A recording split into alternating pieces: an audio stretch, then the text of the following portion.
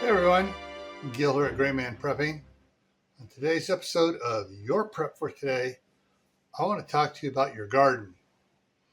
Yes, we're still doing the survival plans, and so this plan is about a garden failure or a crop failure, whatever you want to call it, where you get your garden all in, you got stuff starting to grow, and then it goes and you get nothing.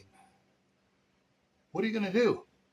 Do you have a plan in place to deal with losing a year's worth of crops? Boom, just like that. Or maybe 2 years worth.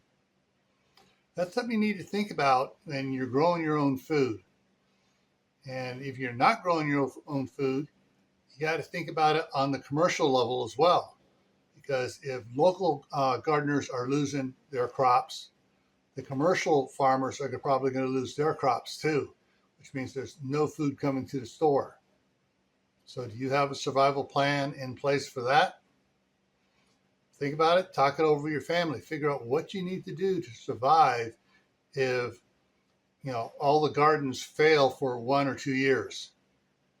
So stay happy no matter what life throws at you. Stay safe. Don't go out and do anything foolish.